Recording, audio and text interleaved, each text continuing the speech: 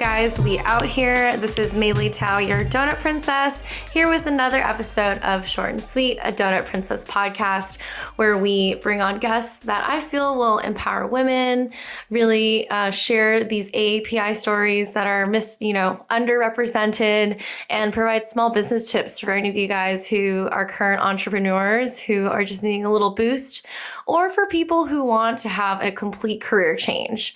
Let's say you're working a 9-to-5 and you're getting a little bit bored. Well, there's so much out there on how to become your own entrepreneur. It's not an easy path, but trust me, there is a new path. And because I was blessed with the opportunities of, my family, having a family business, I learned a little bit about the ropes of entrepreneurship. And I just want to share that all with you guys. So today I have Elisabeth, and how do you say your last name? It's Tuttass. Elisabeth Tuttass. And she is joining me all the way from downtown in our in-home studio today. I'm super excited to have her on because I feel the work that she's doing in the space is so necessary. And in fact, I wish I knew more about it when I was first starting my own personal business.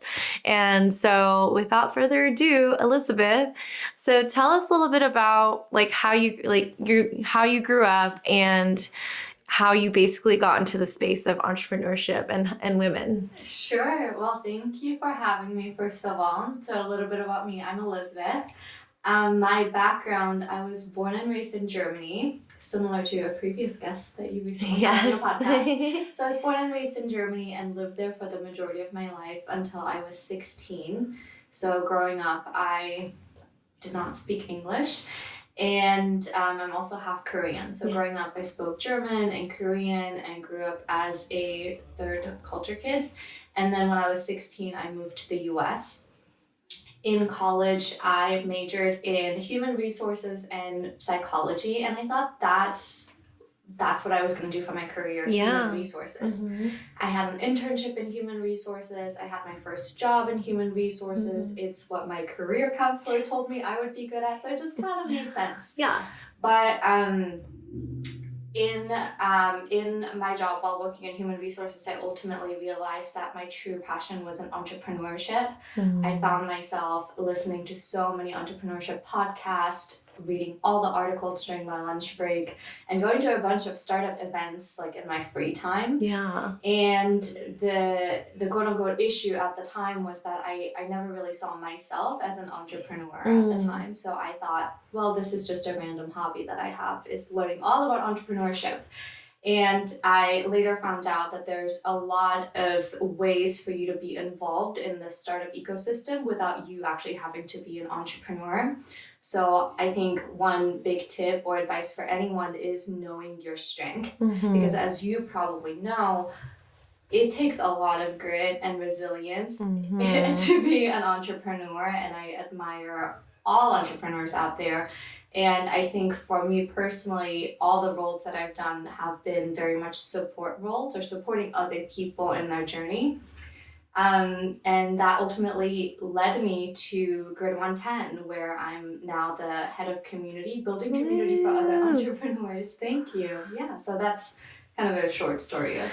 And I feel that Elisabeth is being extremely humble in terms of what Grid 110 has actually achieved. Mm-hmm. One thing that I pulled was in her role at Grid 110, she has supported over 250 plus portfolio companies through collectively fundraising $80 million. And that's for women, that's for people of color, people who don't have that much of an opportunity. And so for Grid 110, was that an existing, ecosystem when you found that as a job? So Grid 110 was founded 7 years ago, okay. And it was never really advertised as a diversity organization or diversity fund. I think the goal has always been to find the best entrepreneurs and support them. Mm-hmm. As you know, Los Angeles is incredibly diverse to begin with. So naturally, like the companies that came to us, that applied to us, that we selected, a large majority ended up being female founders or founders of color.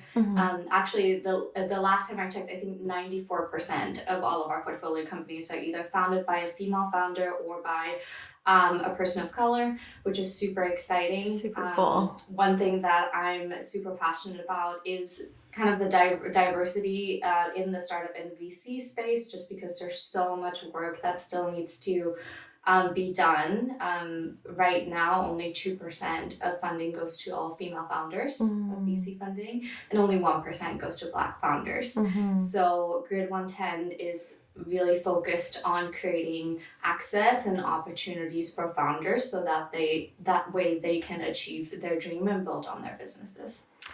And you touched up upon something that I don't think a lot of people know, but the VC world and the startup world, in order to get funding, you said was about 2% are female, 1% are Black.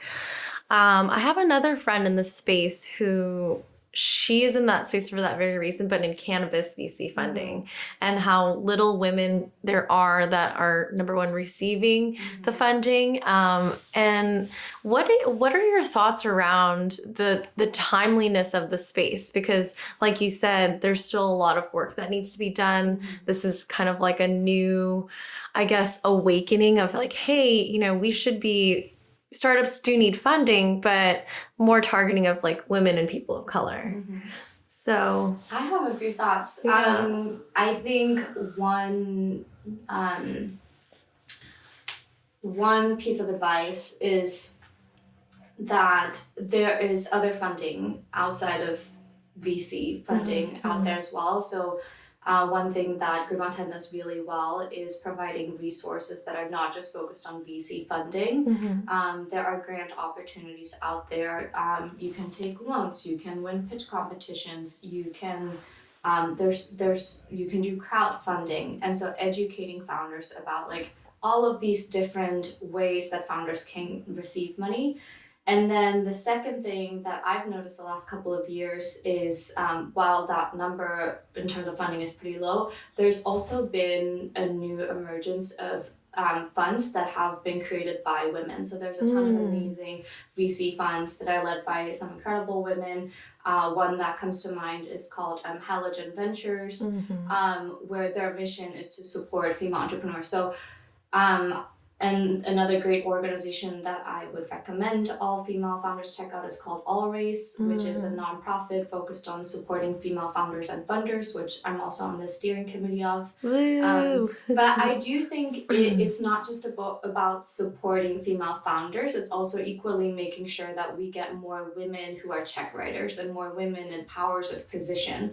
Because it, a lot of firms can say that they've increased the number of women in their fund, but looking closer, is it actually investing roles? Is it actually roles that are making an impact and a change? Yeah, and are these roles the ones that are higher up where they can be the decision makers and the main movers and shakers, not just on payroll? Most people have, a pay to play program of when an investor wants to invest in a company. aka we see a lot on Shark Tank, right? But I saw that in this program with Grid 110, people can have access to resources and mentors with no cost. How does Grid 110 make money? I get this question a lot, and my response is we don't. So Grid 110 is a startup accelerator, and we're also a nonprofit organization. So everything that we do is truly based on wanting to see early stage entrepreneurs and small business owners succeed. So we don't take any equity of the founders that we work with. We are very much emotionally invested in their success, but we don't get a financial return on their journey. I think that's really refreshing, because when you see companies go and get funding, they have to give a piece of something that they work so hard for away. And then oftentimes that can be very unfair.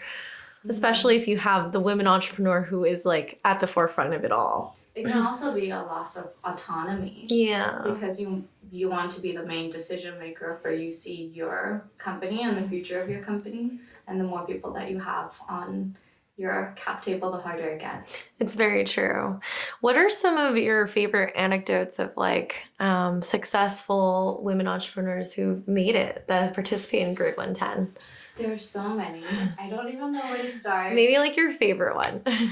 My favorite. I hate to be biased, but I think one of my favorite success stories coming out of Grid 110 is a Black female founder who joined our cohort about a year ago. She has a skincare company called Skin Muse. Mm-hmm. And she joined the program. She was a solo founder making these skincare products out of her apartment. Wonderful. And she joined the Accelerator. We worked with her together. And one day I sat down with her, and I think at the time she was, I'm guesstimating, but I think at the time she was making about 50 maybe orders per month from like friends and family and like kind of orders here and there. And I said, what would you do if one day you got 400 orders? Mm-hmm. And she just laughed and she said, I don't know. And I said, you need to prepare for that day. Like, we need to get you ready for whenever that day comes. And about a month or two later, I think actually this was in 2020, so a little bit more than a year ago, was when Beyonce came out with her Black Parade list, featuring a ton of Black founders and their businesses, and her business got mentioned, and she had no idea. So overnight, she got those 400 orders. And you were like, this day will come. I told you this day will come. And that was just a big snowball effect. After that, she got featured on Elle magazine. She started getting orders internationally. Nice. She got a ton of grant opportunities and won pitch competitions left and right.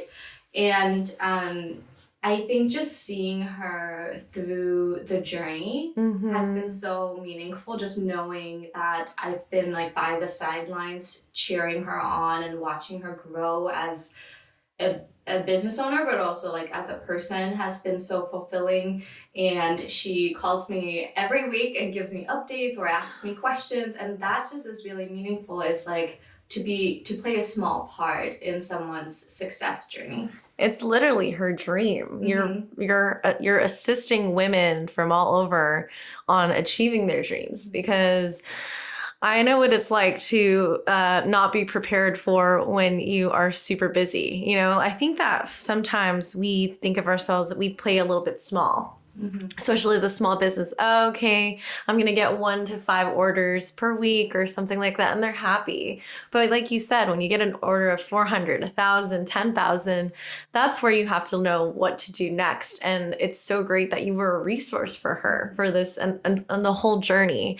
You know, I don't know how would people find Grid 110 if they were just wandering around the internet? Like, how do you even find something like this? Because there are others like Grid 110, but I think as like if I were to rewind it back to like being a small business owner and not knowing any resources that were available, like how would they find Grid 110?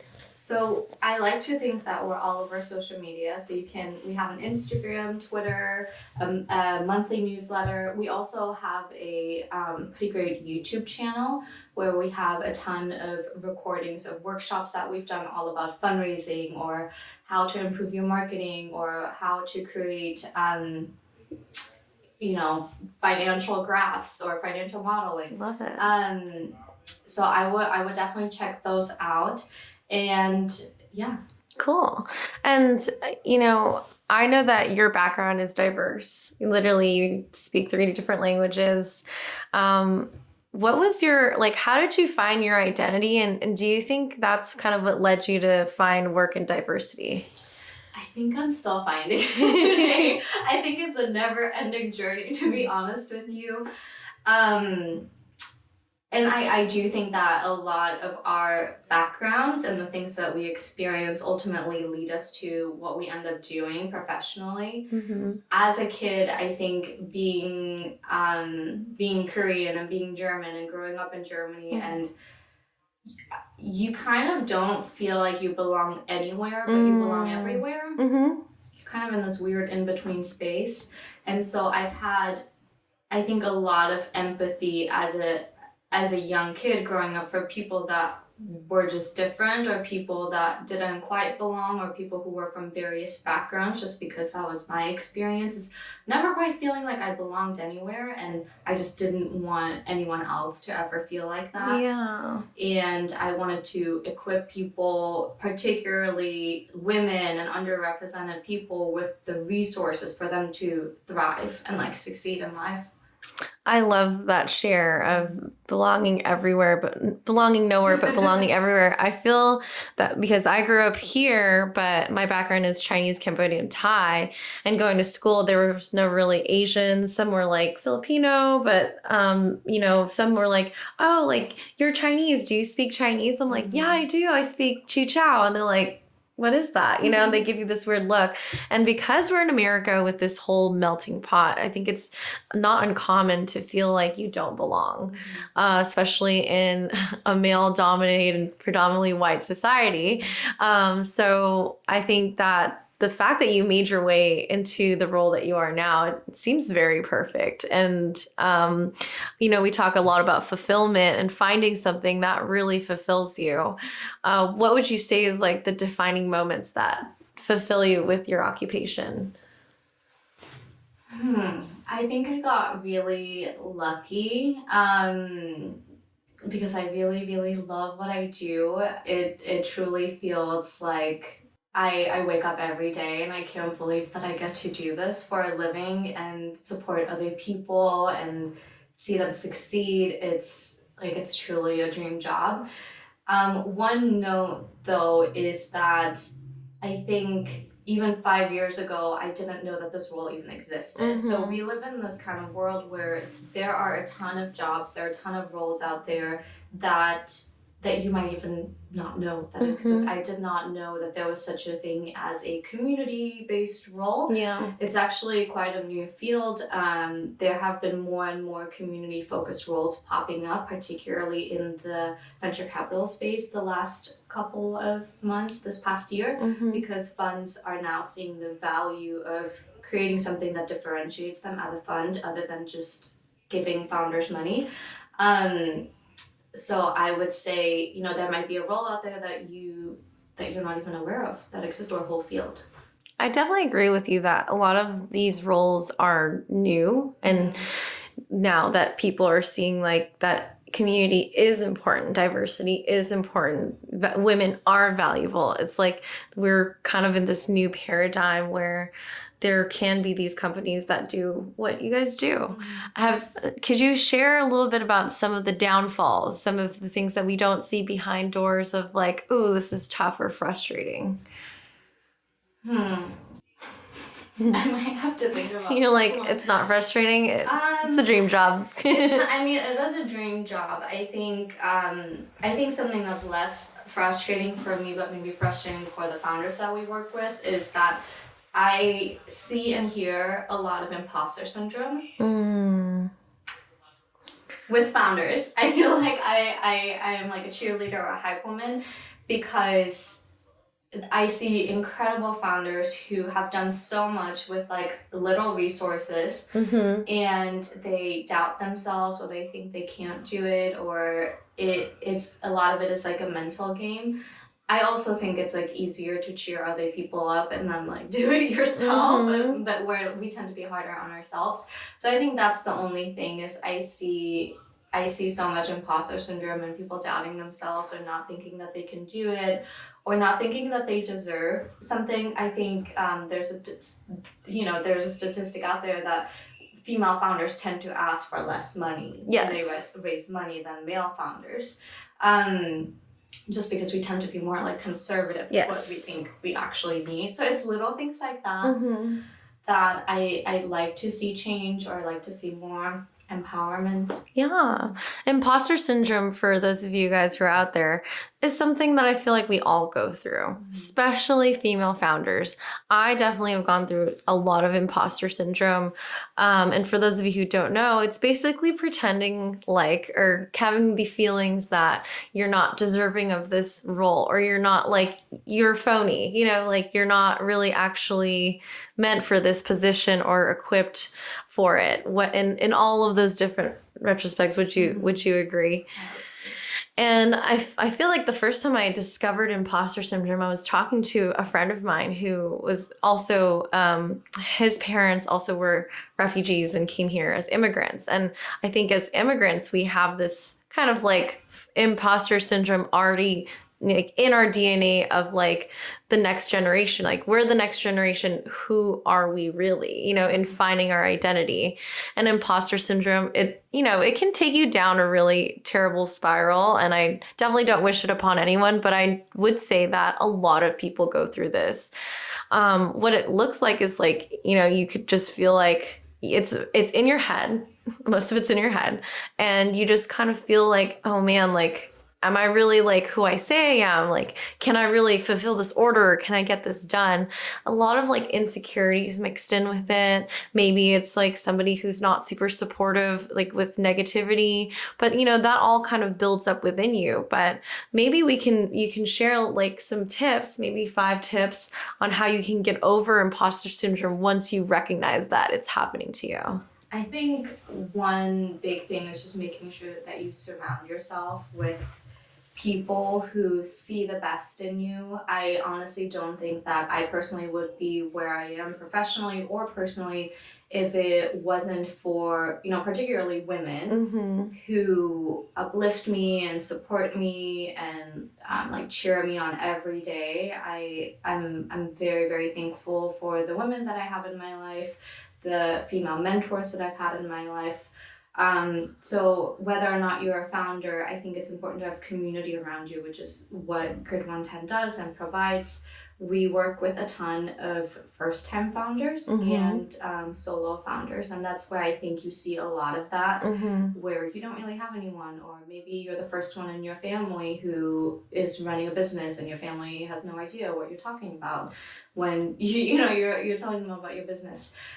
So whether it's Grid 110 or elsewhere, I think it's finding that community. I already mentioned Always, but Always is a really great place to find a community if you're a female founder. They have chapters in different cities. They have one in LA.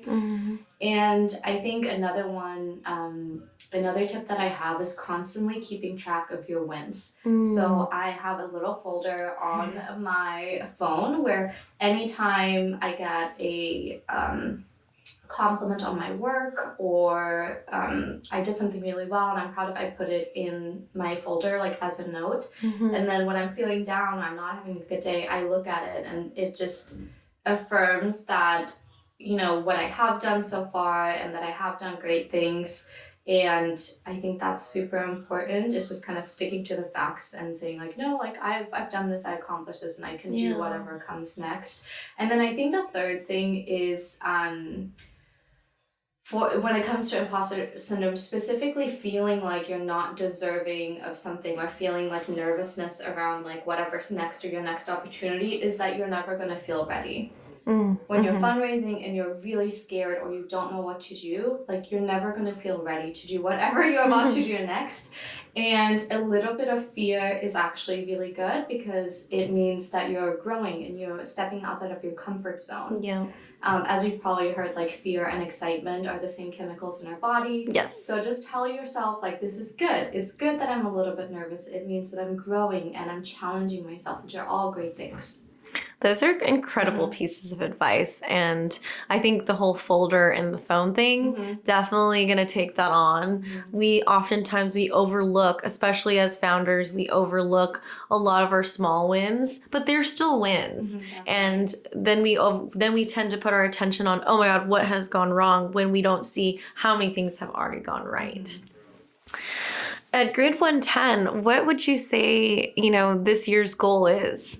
So a little bit of context to like what we actually do on like a day-to-day basis. So we are a startup accelerator, and So for those of you who are not familiar with accelerators, we accelerate businesses. So we offer a 3 months long program.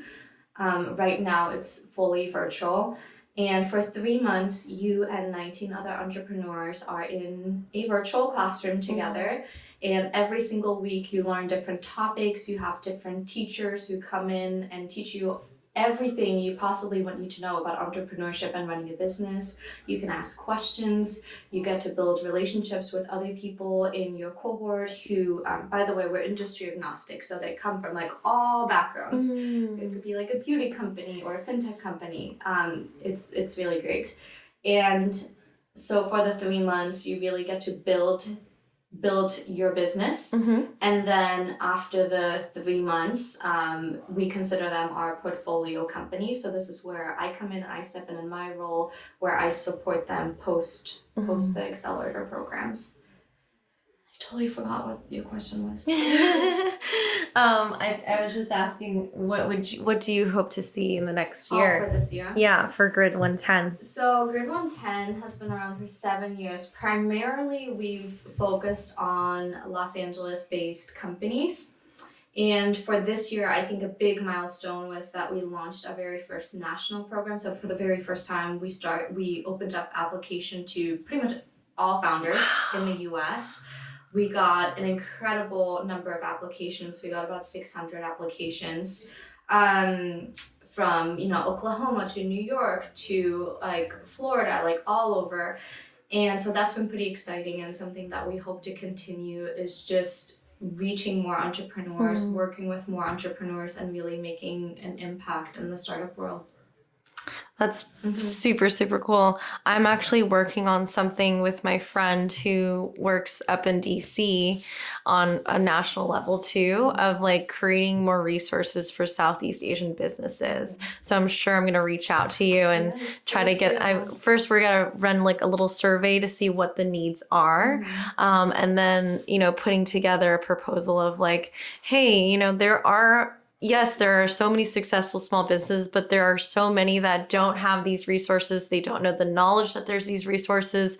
And that, really in the fact of the matter comes from lack of information and lack of exposure of knowing that there are resources there. But as a small business owner, any resource is super helpful, whether that's the community that's standing behind you, whether it's like the extra money, like from like PPP, for example, giving out grants.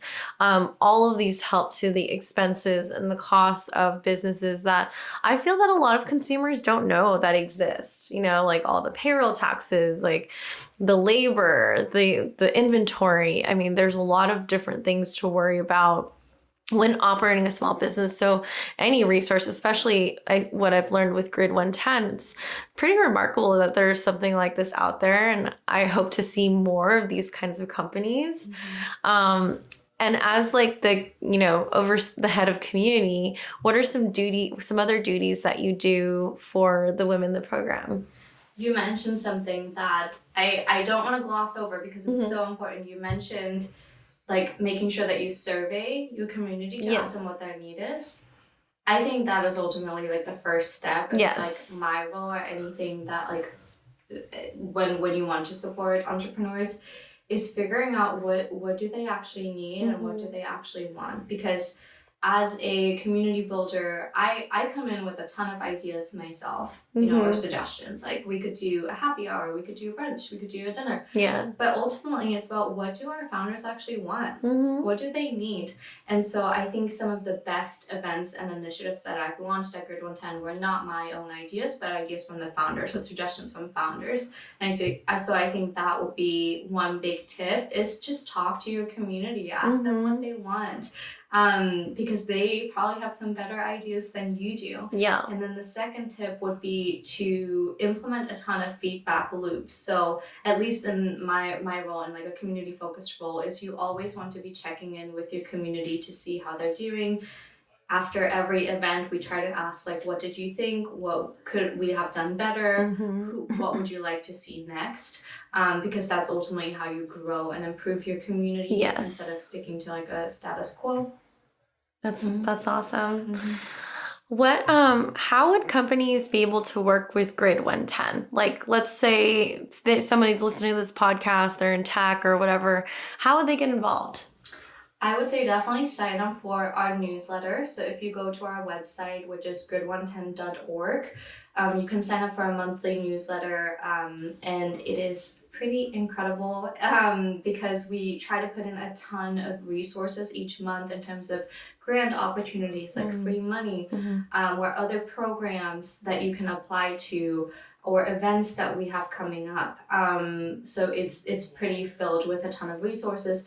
And then I would also, if you have Twitter, I would follow Grid 110 on Twitter as well, where we post very similar resources and grant opportunity as well for founders. And let's just say a new role opened up for you at Grid 110. What would your title be? I feel like I already have my dream role. I feel like this is a trick question. I mean, like, do you have any? I know that you have spent a lot of your journey supporting other entrepreneurs, but along the way, like, you've learned a lot about entrepreneurship. It's like, so have you ever thought about, exploring that on your own? I get this question a lot. And I have a whole thought process about this. So at the moment, no. And up until this point, no, it hasn't been. I think, and I think people are surprised to hear that because they say you work with a ton of entrepreneurs. I just think it comes down to really, really knowing your strength and being really honest with yourself about like where you thrive. Yes. And I personally think I've always thrived as like a right-hand person. Like, as having someone else lead, as a supporting partner. Yeah, exactly. Like in college, I was like the vice president of like a bunch of clubs. Like it's just the type of role that has always felt right. And I think a couple of years ago, like entrepreneurship and being a founder was very much glamorized, but what wasn't talked about is, number one, how hard it really is, and then secondly, the importance of having a really strong like employee who's number 3 or number 5.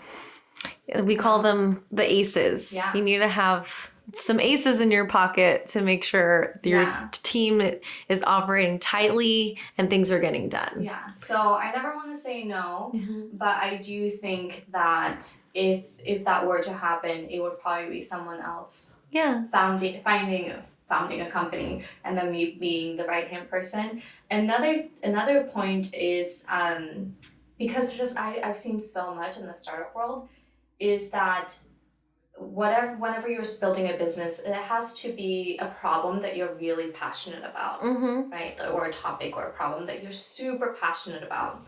There's been a lot of problems I've been very passionate about solving, but then the second check mark is, are you the right person to solve this problem, and why are you the right person? Do you have the qualifications? Do you have the background to solve this problem? And not in all cases you need to have actual like industry experience. It could just be like passion alone. Yes. But for me, that has just never matched up. Like I've never found a problem that I'm like really passionate about solving myself, and then I also had the skill set that matched that. So it needs to check off all the boxes for you. And what would you define passion as? Now that you have your dream role at Grid 110 and you see other people's passion, can you define that for our viewers and listeners? For me, it's waking up and being excited about what you get to do. Not having the Sunday scaries. Like Monday for me is like the same as Friday. Yeah.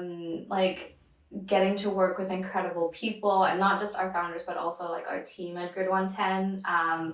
We have an all women team. Like our team is very diverse itself. So I just love virtually coming into the Zoom room and like getting to know them and like just like building this incredible community with them over the last couple of years. That was said so beautifully. And if you guys don't feel like you guys are waking up and feeling dreading work or not feeling like, it's very true what they say. It's like, find an occupation, find a job or your work that you wake up and you're excited for. And so if you're not feeling those things, it's time to find what your passion is. And sometimes that comes with time. It comes with wrapping up the chapter, and it comes from again, evolving and, stepping outside this comfort zone that we keep ourselves really tied into. You might feel a little bit of fear if you think about changing your occupation or exploring entrepreneurship, but this is definitely the key, is that there are resources. There are people out here who are thriving and are providing these resources. So don't be afraid to take that leap, and don't be afraid to reach out to Grid 110 if you're a female founder and are looking for some assistance. Elisabeth, thank you so much for coming on today on the podcast and just sharing, you're doing God's work. This is seriously so cool to me.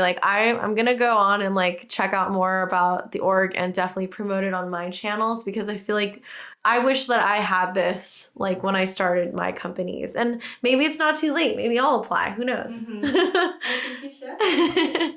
And for those of you who are listening, thank you so much. And for those of you who are watching, please hit the subscribe button. I can't wait to have more amazing, badass people on my podcast and share their stories and their passions as well. So holla at your girl.